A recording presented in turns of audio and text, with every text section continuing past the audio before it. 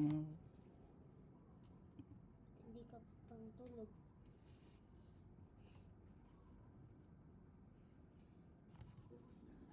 This mess of agricultural smuggling that's happening right now. And we will be looking at different legal theories for the possible cases to be filed against those perpetrators. And they turned over some data to us. So that's the first order of the day. Second order of the day is the ICI is terminating its work already and turned over to us voluminous documents. How many trucks? 200 megaboxes of data. And they gave us their hard drive. They gave us more summations of the investigations they conducted. And we'll be scrutinizing the documents submitted to us by the ICI within the next few days. And this will be very important because with the aid of artificial intelligence, it's easier to look at this data and to have it organized. And we will be using AI for this purpose. I mean, we're not going to be claiming magic here. It's just AI. And I think it's already standard practice for many people to use AI. And we will just use this as a guide. It will not be the one to define our work, but it's a guide that we can use to make sure that we're able to scrutinize the data or the details within the data that will make or break a case. Sir, dun po ba sa tinurnover sa inyo, meron po bang recommendations for investigation of certain people? Yes, all of them are there intact. It's just that the volume of the documents is so big that we cannot make a summation right now. But I think that they submitted their work to the President already. And I suggested to the Chairman that the same report given to the President be distributed across all law libraries in the country so that it's a reference point for investigations of this nature. Because when to the President be distributed across all law libraries in the country so that it's a reference point for investigations of this nature. Because it's a primary source. Remember that what they do as investigating it under the auspices of an executive order would make them primary sources for data that you may want to study or law students may want to study, law professors, law schools, because this is something that will be there for the future of this country. Sir, kasi marami pong inimbitahan ang ICI, marami po silang inimbestigahan. May mga hindi po nasama sa mga referrals natin. Does this mean na sila po ay ligtas na o hindi pa po? Hindi po. The ICI actually worked for 80 days, as emphasized to us by Andre Reyes. It's not enough to draw all the conclusions, but as I thanked them, I told them that it serves, the data they gathered will serve as a guide to us. It will serve as a way to understand the problem. And the techniques that they employed and the technology they employed is an eye-opener.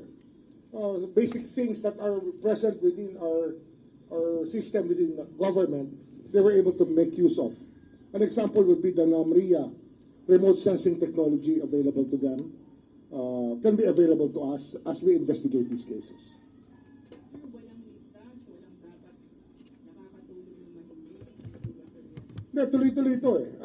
We're building up the cases. As I said, the thrust of this office is actually to build up the cases well enough so that we follow a higher standard of reasonable certainty of conviction, and that when the time comes to file the case, we'll be ready to present our case continuously until the end of our presentation of evidence, so that we may rest our case as prosecutors, as the ombudsman, the Office of the Special Prosecutor, may be able to rest its case continuously. Because the problem with many of the cases that happened here, like the P.O.V cases, is that the delaying tactics worked.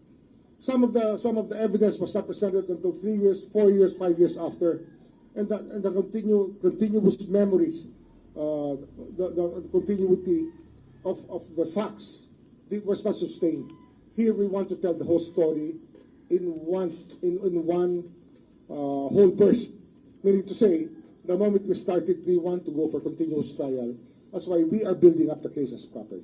Sir, may specific po bang mga tao na inihabilin na ito po malapit na po makumpleto yung investigation? Marami kaming makukompleto na. Marami na sa 70 to 80%. Yun ang critical time. 70 to 80% will define determine what case we can file against who. Because not all of them will be plundered, not all of them will be malversation, but this will be nevertheless cases which will hurt, will have a very stinging effect. And another focus, of course, is restitution.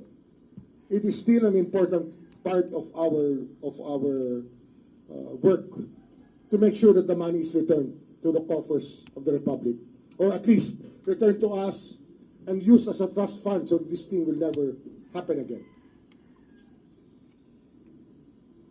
Sir, ilan po yung mga iniimbestigahan from ICI natin? Marami. But sa Congress, parang 8 lang yung kanilang, 8 lang yung kanilang, No, 13 were attended the hearings, and they only suggested 8 to be prosecuted. But we are looking beyond that figure. Definitely, we're way ahead of them in some of their fields, like the investigation of congressmen.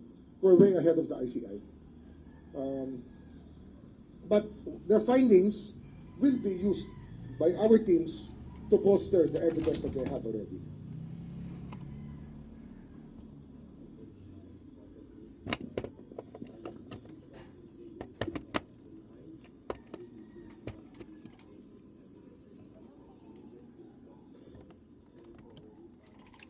Ano yan eh, parang ano naman kasi ang AI, when you have a stream of information, let's say, that whole wall is information, they'll be able to guide you through, depending on what you ask for, through the facts that you may need to be able to build the case. They will also be able to point out who signed what documents. They will point out who signed the checks. Marami yung masasabi ang AI that can guide us, call witnesses in the investigation. Kaya mahalagang AI. It's really a guide that we intend to use dito. And anyway, we have already a digital officer who's helping us from a cabinet department, from the Department of Justice. May tumutulong na sa amin sa digital, so we can flesh out the use. We can actually maximize the use of artificial intelligence to go through the facts, to go through the vouchers, disbursement vouchers. Kasi ano yan eh, all of it comes into a procedure. The procedure for approving a case, approving a project, all the way to the implementation. Ano yan eh, kasama yan sa gusto natin makita. Remember, AI can be taught to ask questions. Actually, AI has so many applications already. Pero dito, we'll be teaching AI to look for things that we want to look for. Meron kang maliit na screwdriver. I think that's what they recommended for prosecution. Remember, they only had 80 days. That's all they had. 80 days lang sila na nakatrabaho based on this. I came in when they were there already. I think they had a 40-day head start before I became the ombudsman.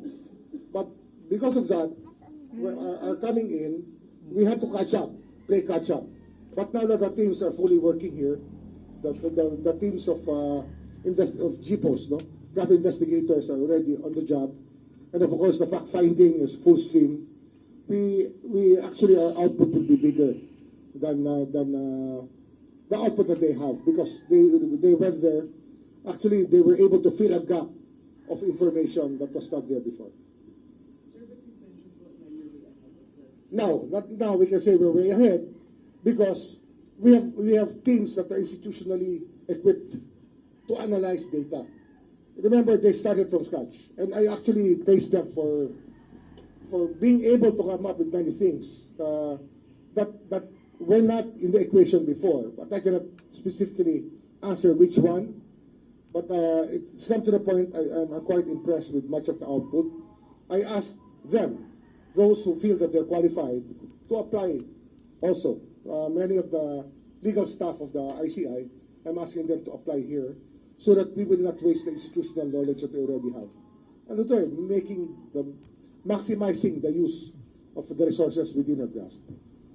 Sir, since this involved a lot of members from the House, nagkaroon po ba kayo ng different version of the House regarding the possible... I'm talking to many of them already, and there will be solutions coming within the next month. But we have to thresh out these solutions because the aim is really to have a politically stable country. We want things to work here. Yun ang aim natin dito. Tsaka, what we can do sitting down, we'll do sitting down. It's a tough job that we have, but I think that we have the wisdom to deal with each and every case as they arrive here to our doorstep day by day. How about the Senate? May mga Contractors, no contractors, but there were 7 senators who were investigated, and they have I haven't read their we didn't go into the details of their findings, but basically we ran along parallel lines. The ones we're investigating were as the ombudsman is the one that they also went through, based on the same testimonies that we were able to get. ombudsman, meron din siyang mga nag-file ng parang referrals din sa ICI before. Now they would like to, the president investigated, meron din investigating natin ang Wala pa, hindi ko pa nakikita lahat eh. I haven't seen everything. But we will see that as the days go by. Kasi voluminous eh. Actually, yung tinurnover na isang envelope, ang laman nun hard drive lang eh. That hard drive will contain thousands and thousands of pages already. Marami na talaga siyang data na laman. Kasi ano nila eh, they were able to source a lot of contract documents. Remember, these contract documents form the backbone of each and every case because it's a violation of contract that was committed. And it's just not only a contract with the DPWH, but a contract with the Filipino people.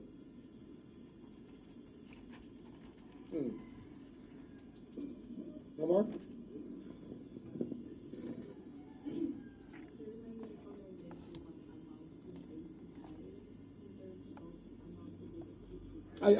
Meron ba? Wala pa. Mamaya, when we're through with the ICI issues, meron pa ako ibang i-discuss eh. Last call. ICI issues. Wala na? Okay. I just received an intelligence report and it seems to be very reliable. Hindi lang, bukas na.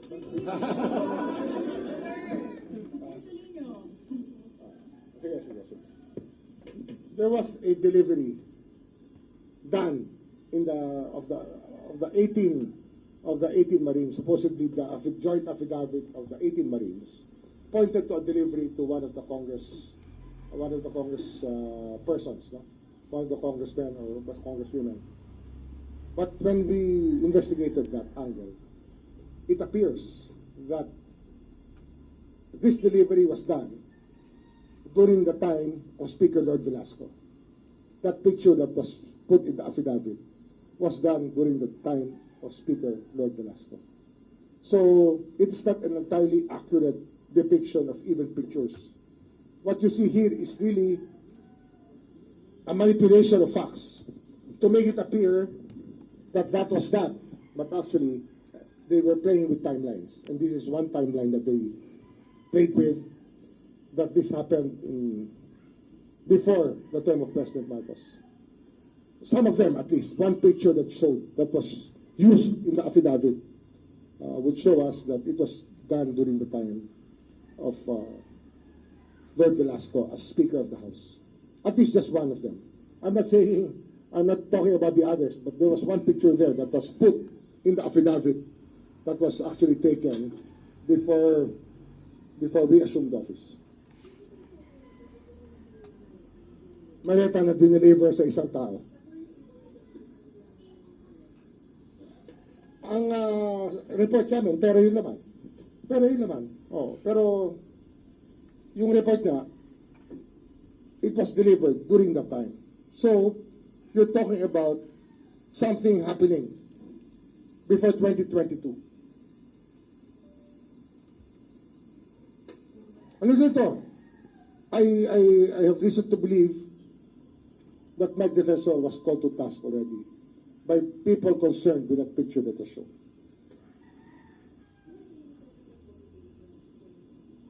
He was instrumental in putting together the affidavit. I think we all know that.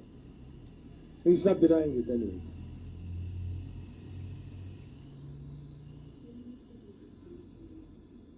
I find out again, but it's a very reliable person telling me that that picture was taken before, during the time that Lord Velasco was still the Speaker of the House. So there was a delivery of money already at that time.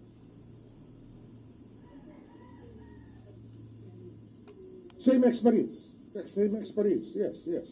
But we're still looking for the individual affidavits based on personal knowledge of all of them. That is so important. Mahalaga po yan na yung sinasabi ng bawat isang lumagda dyan ay sarili nilang kaalaman. Hindi sa narinig nila o nabasa nila sa kanilang chat group. Kasi may chat group yung mga yan eh. Ang problema, marami hong lumabas na affidavit na akala mo lahat sila nandun. Pero alam naman natin na hindi maaari mangyari yun. At 18 tao lagi ang kasama sa bawat pagkilos na naroon, ay tila hindi naman ito tugma sa normal na katotohanan.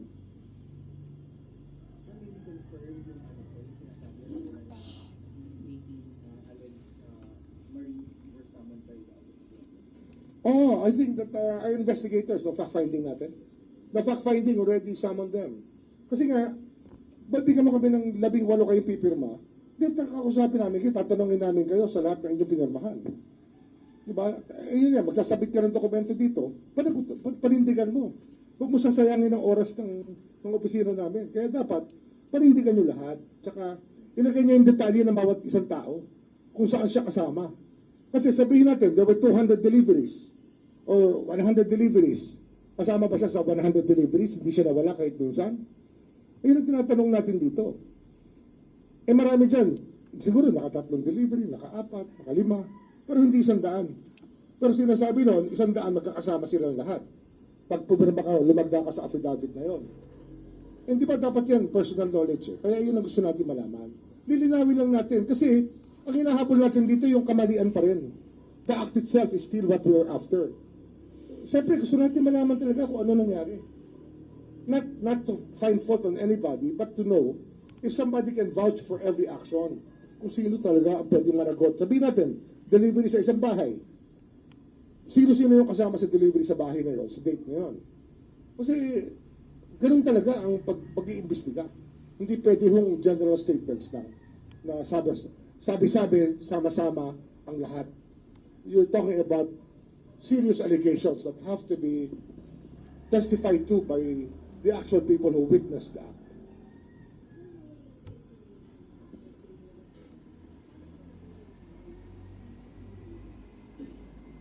Ano pa rin? We will still ask them about their own personal knowledge. We will ask them about every detail. Kaya nga, pag nagsabit ka na ganyan dito sa amin, panindigan mo, huwag mo sasayangin ng oras, dapat yung panindigan nyo. Yun lang naman ang gusto natin mangyari.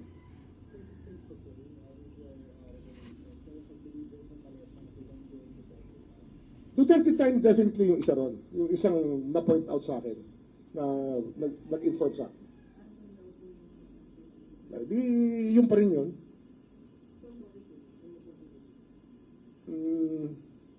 Hindi ako sigurado eh. Somewhere in Metro Manila. Hindi. Wala pang ICC nun eh. Yung delivery na yun was before 2020, before June 30, 2022.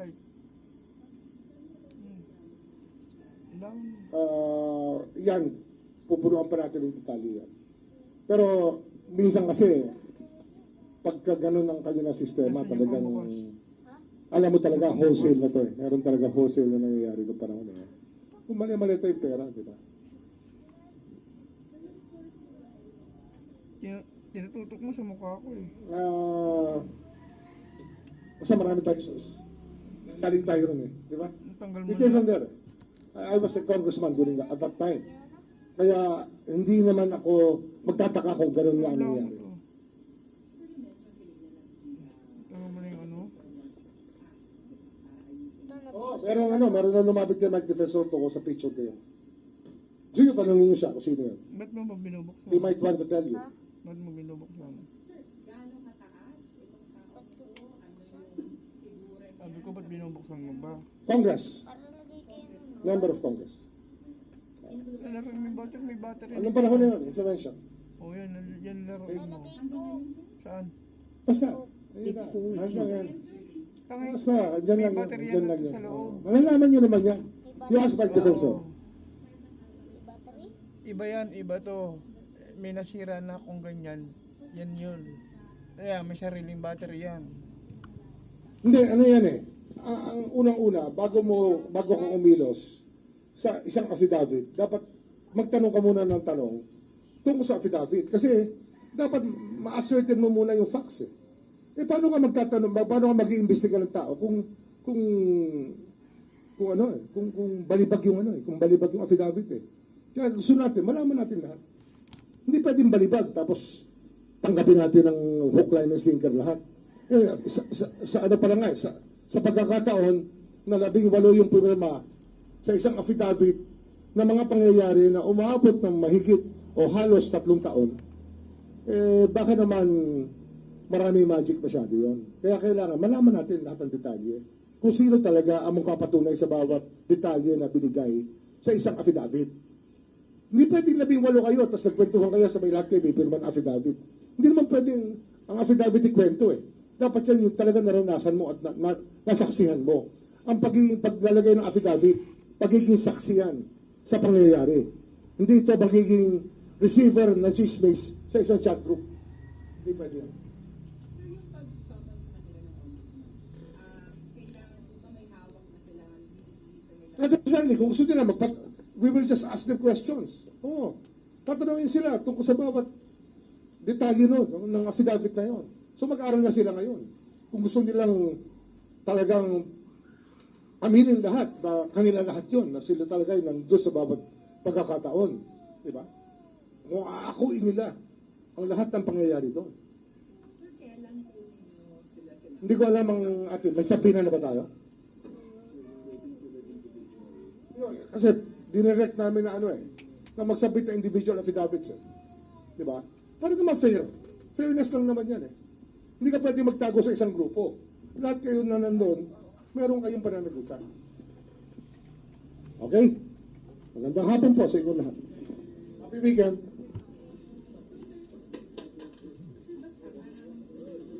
Yung isang retrato, pinifix na. Yun yung pinifix nila. Tapos gusto nilang all in one. Ang attach is affidavit.